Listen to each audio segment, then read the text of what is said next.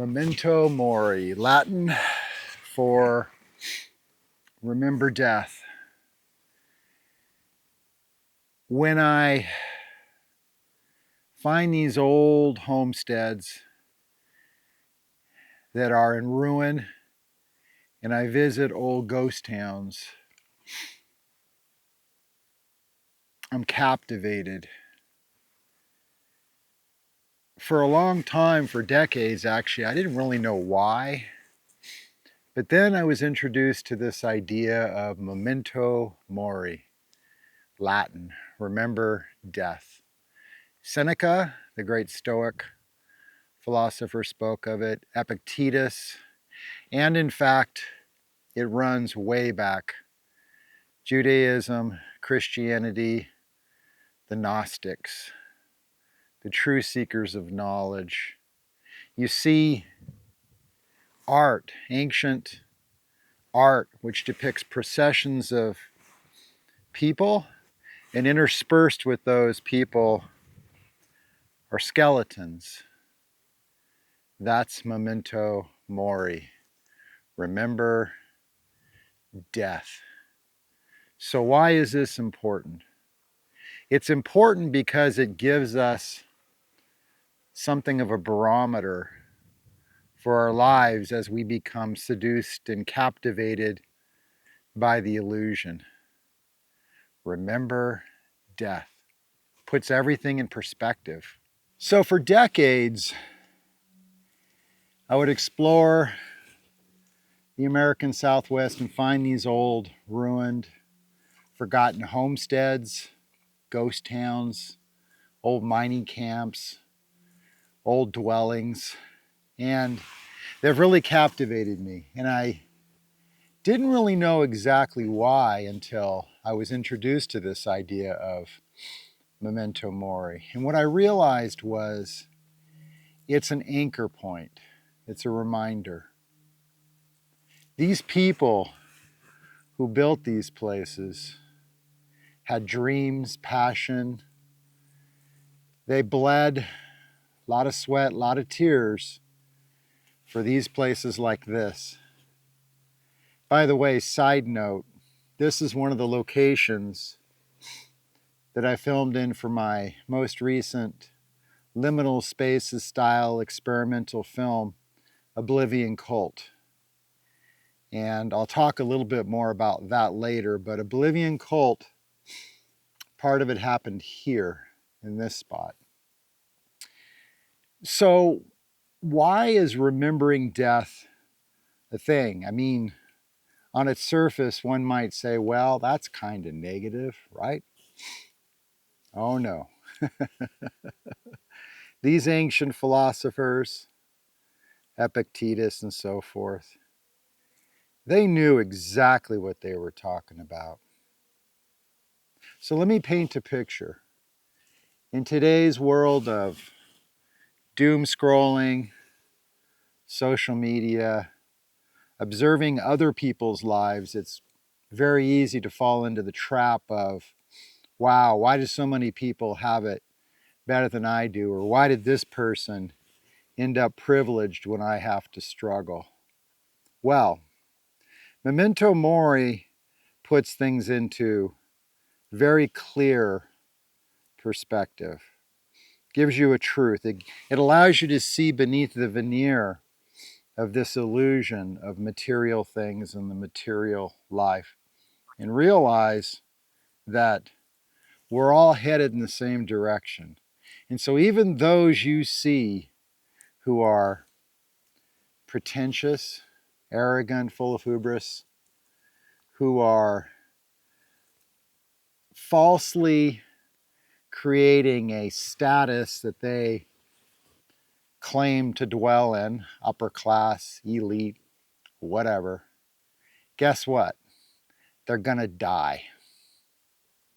We're all headed that direction. We're all going to die. So I don't care how much stuff you accumulate, you don't get to take it with you. And I know that's become something of a cliche, but once again, truth, memento mori. Remember death. There's other ways to look at it. Savor the moment. Savor every experience, because sooner or later, and usually when you don't expect it, that day of reckoning, that final act will come. Regardless of whether you think it's the final act or not, whether you think there's another world on the other side, doesn't really matter. What matters is that you just remember that underneath all of this is blood and bone, and that too will one day go back to the earth. No one gets around that. No one. And I think that seize the moment, seize the day, seize the experience, be it positive, be it negative, be it full of suffering, be it challenging, be it just an adrenaline rush while you're surfing on a beautiful wave, whatever it may be. Savor it, because we're all going to the same place. And it allows you to look at other people and other things with a sense of realism, because you realize that all things fade, all things go. So you're fine. You're fine. And when I come out to places like this and I walk around and I hike around, and a lot of folks might see a place like this and say, it's just some old crappy old homestead, it's now in ruins. I don't see that. I try to put myself in the boots of the folks who put this place together. This is rugged land. It's sharp. I tell Tabitha all the time that, there's different kinds of wilderness. There's different kinds of desert. This is a sharp desert. A lot of the plants out here, they want to stick you. They want to make you bleed. There's cholla, staghorn cholla, yucca. There's everywhere, the Joshua trees. Everywhere you look, everywhere you walk, there's something that just wants to stick you and make you bleed. So this is hard country. Can you imagine the effort it took to build something like this out here? Wasn't out here forever. Once upon a time, it was just raw wilderness. Raw. And through a dream, determination, a lot of suffering, some joy sprinkled in, I'm sure, and happiness, they did this. They built something. And now, this is what it is, and before long, it'll be gone. Because Memento Mori, remember death. It all goes. So don't think of Memento Mori as a negative thing. It's something to really bring you down. No, no. The magic is to turn it around, especially in this day and age when things are really confusing. Really confusing. Many, many years ago, when I was in my early 20s, I had some very dear friends that were medicine men and a few medicine women, traditional people of the American Southwest up in the Four Corners area, among the Diné, the Navajo, the Hopi, the Pueblo, Zuni. And I was blessed. I was very blessed to have these people in my life and be around to listen to them, because they had kept they were able to keep some of the traditional ways of thinking. A lot of it's lost, but some of it's still there, even now. And I'll never forget a dear friend of mine. We were in Shangopavi, second mesa of the Hopi people, just walking around. And I was at that time a little stressed, a little bit distressed about the direction I thought things might be going, especially with respect to the environment and the earth and all that stuff. And he kind of stopped in his tracks and he turned to me and he said, "But Gary, can't you see it? Can't you see the beauty in all of this? Can't you see that the time of change that you're experiencing and that you will experience more is more and more confusion, is more and more of the puwaka, the sorcerer, the witch, if you will, enters in and makes things impossible to understand because you don't know what's real and what's not real. Don't you understand that living in this time is a blessing? Embrace it. Savor every moment of it. This is life, and you're witnessing, you're feeling, you're alive. Even when you're stressed, even when you're suffering. Take a big breath, hold it, slowly let it out. Some people call it box breathing.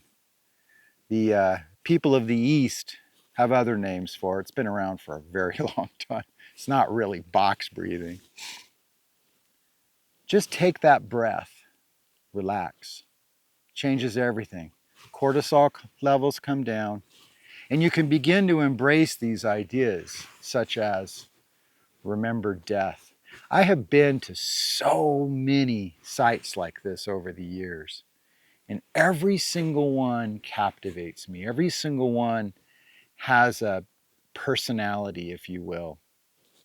I'm sure that for some of these people, it just broke their backs, and it was insanely hard. The suffering was overwhelming, but they did it. And I'm sure for some, perhaps they had more money behind them, perhaps they could hire more help, whatnot.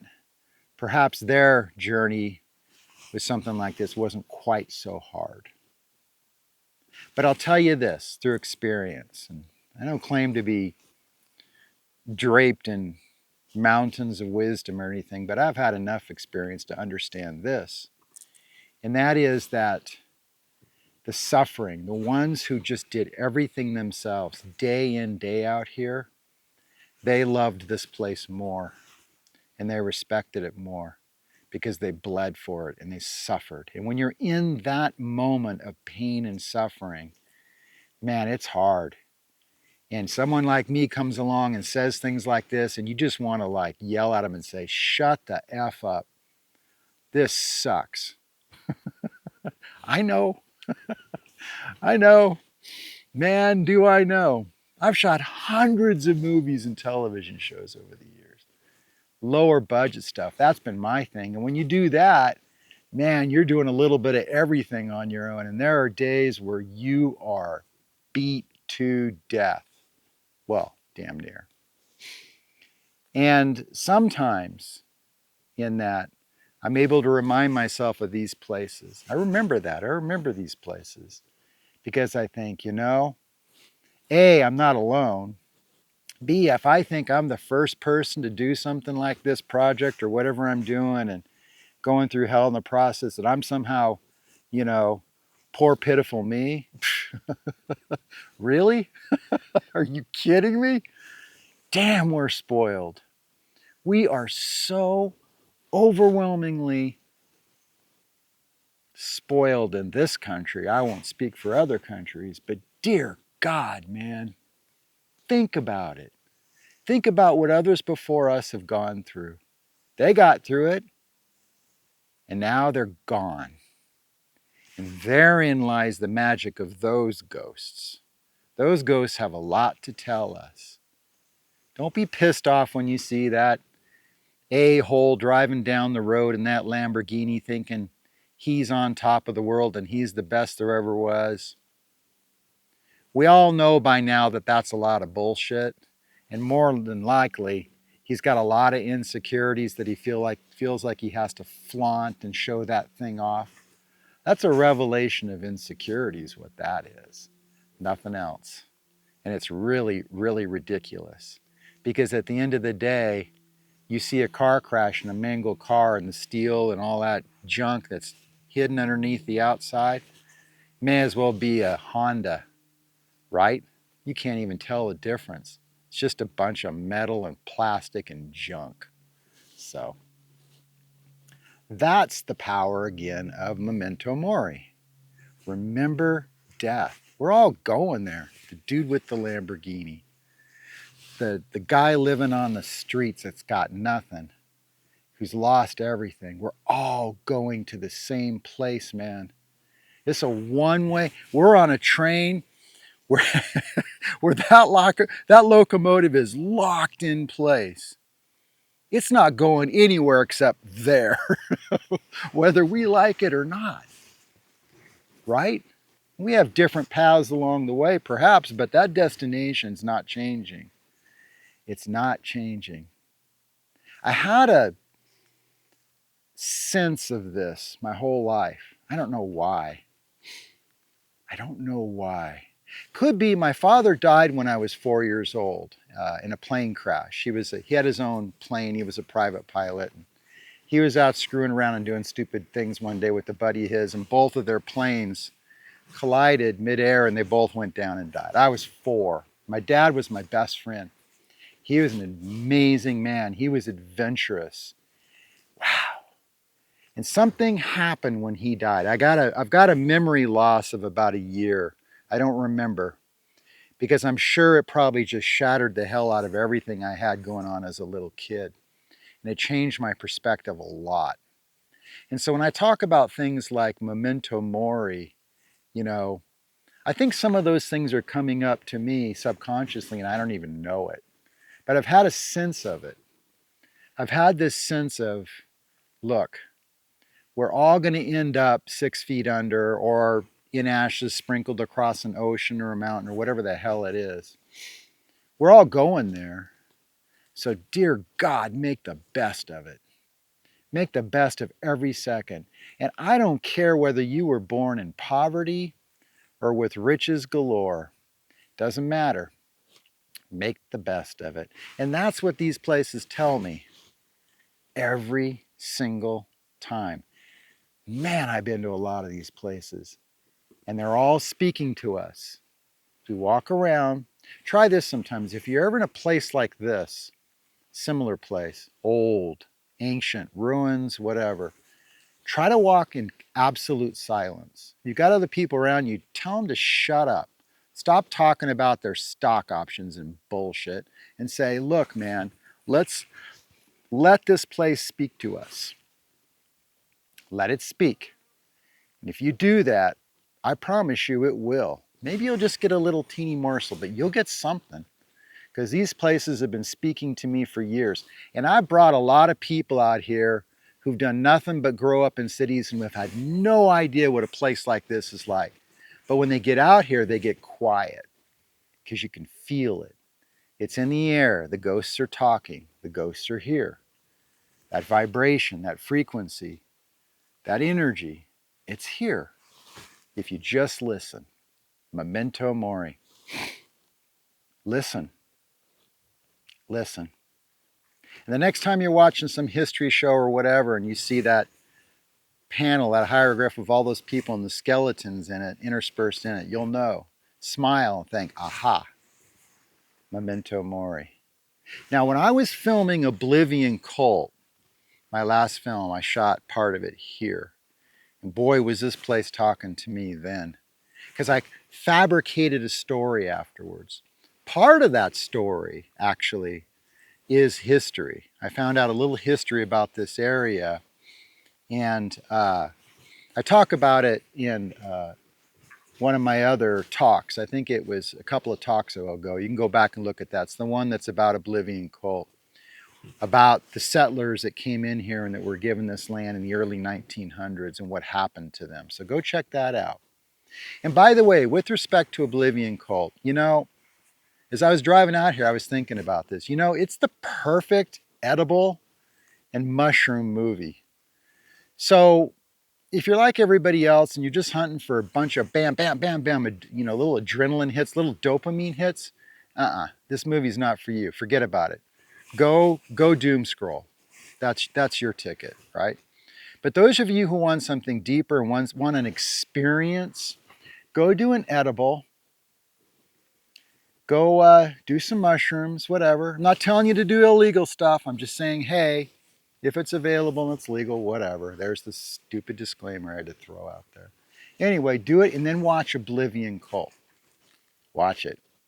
I promise you, you will become immersed in the images if you allow it to. It's experimental. It's a non-traditional narrative. The narrative is very different and it develops. And I've got little hidden secrets planted all over in the visuals of that movie. So go check it out. So from now on, when I talk about Oblivion Cult, I'm going to talk about my edible and mushroom movie. Go do edibles and go do mushrooms and watch that movie. I'm not saying you're necessarily going to learn something, but I can tell you this, it might give you a little insight into some of the things that are going on now. And I won't go into that too much, but yeah. Psychoactivecircus.com is where the links are for all of our pay-per-view and VOD movies and whatnot. And my photography, my gallery site is oronaart.com. Orona Art. Treat Orona Art like one word. Same with psychoactivecircus.com. Same thing. Check those out. And I think it's going to become very clear. If you go to Orona Art, click on the gallery button and just look at my gallery, these places, you're going to see a boatload of places like this and other things as well. I mean, we're talking decades and decades and decades of hunting for and filming in really crazy places. So that's where my spirit resides. Anyway, Memento Mori. Think about it. Really think about it. It'll help you get through tough times because you'll look all around you and say, well, that dude's going to die. She's going to die. That kid, he's on the tracks too. We're all on the tracks. Really changes your perspective and your outlook a lot. So thanks so much for hanging in here till the end, and talk to you soon.